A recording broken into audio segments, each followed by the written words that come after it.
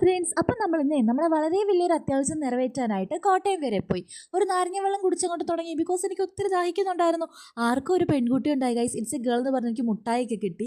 ആദ്യം നമ്മൾ പോയത് എനിക്ക് ഡ്രസ്സ് എടുക്കാനാണ്. അവിടെയുള്ള സാരി ഫ്ലോറും മെറ്റീരിയൽ ഫ്ലോറും എല്ലാം കയറി നിറങ്ങി തപ്പിയിട്ട് അവസാനം എനിക്ക് ഇഷ്ടപ്പെട്ടത് ഈ പെണ്ണുമ്പിളിട്ട പാവാടയാണ്. അത് ഊരാൻ പോയപ്പോൾ അവിടെ നിന്ന് ചേച്ചി പറഞ്ഞാൽ അതിൻ്റെ വേറെ കളക്ഷൻ അപ്പുറത്തിരിപ്പുണ്ടെന്ന്. എന്നിട്ട് അവിടെ നിന്ന് നമ്മൾ അതും എടുത്തിറങ്ങി അങ്ങോട്ട് ഇറങ്ങി. ഇനിയുള്ള സമയം ഞാൻ പോസ്റ്റാണ്. ബിക്കോസ് എൻ്റെ റോള് കഴിഞ്ഞു. ഇനി അമ്മയുടെ സമയമാണ്. അമ്മയ്ക്ക് സാരി വേണോ ചുരിദാർ വേണോ എന്ന് കൺഫ്യൂഷനായിരുന്നു. അവസാനം എല്ലാം നോക്കി.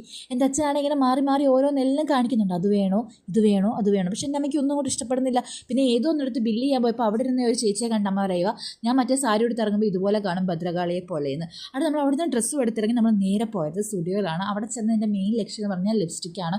ഞാൻ ഏതൊക്കെയോ മാറി മാറി നോക്കി. അവസാനം എനിക്ക് ഇഷ്ടപ്പെട്ട ഒരെണ്ണം എടുത്തു. എന്നിട്ട് ഞാൻ അച്ഛനവിടെ ബില്ല് ചെയ്യാൻ നിർത്തിയിട്ട് ഞാൻ അങ്ങ് ഇറങ്ങി. എന്നിട്ട് നമ്മൾ ഈ പോസ്റ്ററും കണ്ട് നമ്മൾ ലുലു മാളിലോട്ട് പോയി. അവിടെ ചെന്നപ്പോൾ എനിക്കൊരു അബദ്ധം പറ്റി. ഞാൻ കുറേ ക്ലിപ്സ് എടുത്തു, പക്ഷെ ഒന്നും തന്നെ ഇപ്പം എൻ്റെ ഗ്യാലറിയിലില്ല. അവിടെ ഈദിൻ്റെ പ്രിപ്പറേഷനും സെലിബ്രേഷനും ഒക്കെ ആയിരുന്നു. അടിപൊളിയായിരുന്നു.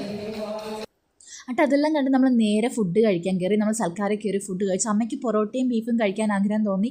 നമ്മൾ കാന്താരി ബീഫും പൊറോട്ടയൊക്കെ കഴിച്ചു. പക്ഷേ എനിക്ക് കൂടുതൽ ഇഷ്ടപ്പെട്ട ഈ ഒരു ചില്ലി മഷ്റൂമാണ്.